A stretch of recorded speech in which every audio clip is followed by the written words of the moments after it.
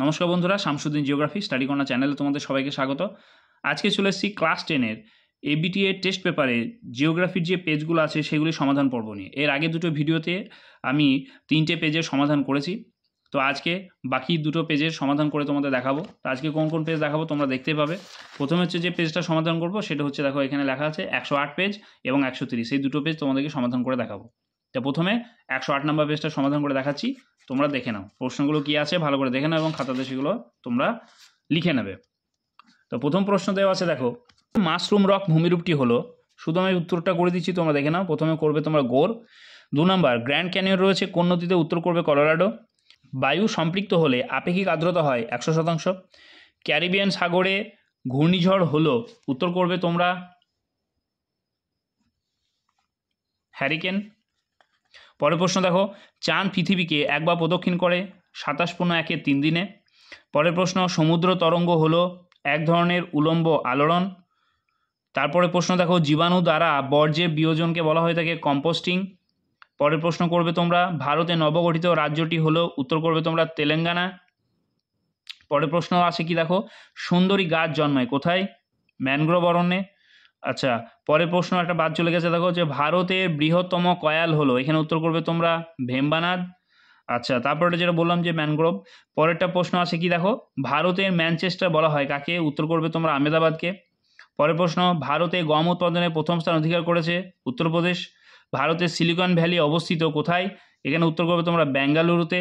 পরের প্রশ্ন হচ্ছে, টোপোগ্রাফিক্যাল শব্দের অর্থ কি? উত্তর করবে তোমরা স্থান বিবরণী। আচ্ছা, শুদ্ধ অশুদ্ধটা দেখে নাও। উঁচু ভূমি সমতলে পরিণত হওয়ার প্রক্রিয়া হলো পর্যায়ন, এটা করবে তোমরা শুদ্ধ। আইটিসিজেড পুরোপুরি নিরক্ষরেখা বরাবর একটানা অবস্থান করে, এটা করবে তোমরা অশুদ্ধ। সূর্য, চাঁদ ও পৃথিবী সরলরৈখিক অবস্থানকে সিজিকি বলে, এটা করবে তোমরা শুদ্ধ। ইন্দিরা পয়েন্ট রয়েছে তামিলনাড়ু রাজ্যে, এটা করবে তোমরা অশুদ্ধ, এখানে লিখলাম অশুদ্ধ। আচ্ছা, তারপর এটা দেখো, চিত্তরঞ্জন লোকোমোটিভ ওয়ার্কস বারাণসীতে অবস্থিত, এটাও হবে অশুদ্ধ। তারপর এটা ট্র্যাপ শব্দের অর্থ হচ্ছে সোপান, সোপান বা সিঁড়ি, এটা করবে তোমরা শুদ্ধ। এবং সার্ভে অফ ইন্ডিয়া সদর দপ্তর রয়েছে দেরাদুনে, এটাও করবে শুদ্ধ। পরেরটা দেখো, শূন্যস্থান পূরণ কি আছে? পৃথিবীর বৃহত্তম মরুভূমিটি কোন মহাদেশে অবস্থিত? উত্তর লিখবে তোমরা আফ্রিকা। পরেরটা দেখো কি আছে, সমুদ্রপৃষ্ঠে বায়ুর গড় চাপ হলো কত? 1013.25 মিলিবার, 25 মিলিবার। পরের প্রশ্ন কি আছে, প্রত্যেক বছর কত তারিখে বিশ্ব পরিবেশ দিবস পালিত হয়? উত্তর লিখবে তোমরা 5ই জুন। পরের প্রশ্ন, প্রধানত ড্যাশকে ভিত্তি করে 1955 সালের 1 নভেম্বর ভারতের রাজ্য পুনর্গঠন করা হয়, তো এখানে উত্তর লিখবে তোমরা ভাষা, ভাষাকে ভিত্তি করে। পরের প্রশ্ন, ভারতে প্রথম মেট্রো রেল চলে কোন রাজ্যে? উত্তর লিখবে তোমরা পশ্চিমবঙ্গে, চালু হয়েছিল কলকাতাতে, এবার পশ্চিমবঙ্গ হচ্ছে রাজ্য। বিশুদ্ধ কাঁচামালের পণ্যসূচক কত? উত্তর লিখবে তোমরা 1। আচ্ছা, পরের প্রশ্নগুলো দেখো, একটি বা দুটি শব্দ উত্তর দাও। প্রথমে বলেছে পৃথিবীর উচ্চতম জলপ্রপাত কোনটি? উত্তর লিখবে তোমরা অ্যাঞ্জেল জলপ্রপাত। আমি এখানে নিচে 1 নম্বর বলে লিখে দিচ্ছি, তোমরা দেখে নিও একটু। 1 নম্বরটা হবে অ্যাঞ্জেল, অ্যাঞ্জেল জলপ্রপাত। 2 নম্বর কি বলেছে? হাইটি শব্দের অর্থ কি? এখানে একটু স্পেলিং মিস্টেক হয়েছে, তোমরা সবাই জানো বা আমরাও জানি, এটাকে হাইটি মানে হচ্ছে বলা হয়ে থাকে আইসো হাইট। আইসো হাইট মানে হচ্ছে কি, যে সমান বৃষ্টিপাতযুক্ত রেখা, তাহলে এখানে হাইট শব্দের অর্থ বলা হবে বৃষ্টিপাত বা বর্ষণ, ঠিক আছে? অর্থাৎ আইসো হাইট মানে কি জানি, যে কোনো একটা জায়গায় বা যে সমস্ত জায়গাগুলোতে বৃষ্টিপাতের পরিমাণ সমান, সেই সমস্ত অঞ্চলগুলোকে একটা রেখা দ্বারা যোগ করলে যে রেখা পাওয়া যায় সেটাকে বলা হয়ে থাকে আইসো হাইট বা সম বৃষ্টিপাতযুক্ত অঞ্চল বা রেখা। তাহলে এখানে হাইট বলতে বলবে তোমরা বৃষ্টিপাত। পরের প্রশ্ন কি আছে, একই স্থানের দিনে কতবার জোয়ার ও কতবার ভাটা হয়? উত্তর লিখবে তোমরা 2বার, 2বার। তারপরে আছে কি, দেখো বর্জ্য পদার্থ কাকে বলে? আমি খাতাতে উত্তর লিখে রেখেছি, তোমরা একবার দেখে নাও বর্জ্য পদার্থ কাকে বলে। দেখো, মানুষের ব্যবহৃত বা অব্যবহৃত যেসব অবাঞ্ছিত দ্রব্য মানুষ ও পরিবেশের সমস্যার সৃষ্টি করে তাকে বর্জ্য পদার্থ বলে, খাতাতে তোমরা লিখে নেবে। আচ্ছা, পরবর্তী প্রশ্ন কি আছে, দেখো আসামে কালবৈশাখীর নাম কি? আসামে কালবৈশাখীকে বলা হয়ে থাকে বরদই ছিলা, তো এখানে আমি লিখলাম, দেখো 5 নাম্বার। বর দই ছিলা, ছয় হস্যি লয়াকার। পরের প্রশ্ন কি, ভারতে প্রবেশপথ বলা হয় কোন বন্দরকে? তোমরা সবাই জানো, এটাকে বলা হবে মুম্বাইকে। ময় হস্যু ময় বয়াকার হস্যই।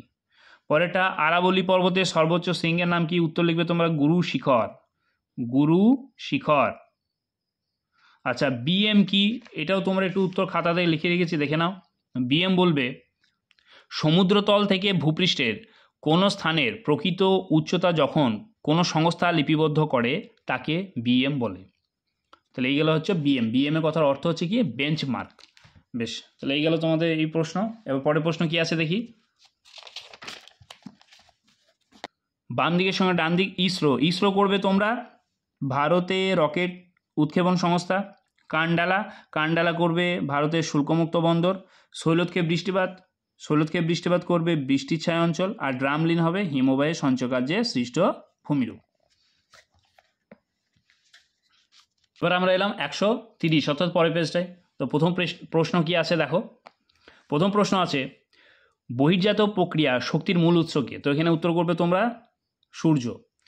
আচ্ছা, পরের প্রশ্ন, নদীর গতিবেগ দ্বিগুণ বেড়ে গেলে তার বহন ক্ষমতা বাড়ে 64 গুণ। এটা আগের পেজেও ছিল। এল নিনোর আবির্ভাব হয় কোথায়? প্রশান্ত মহাসাগরে। উত্তর করবে। পরের প্রশ্ন, উল্কাপিণ্ড পুড়ে ছাই হয় যে স্তরে? উত্তর করবে মেসোস্ফিয়ারে।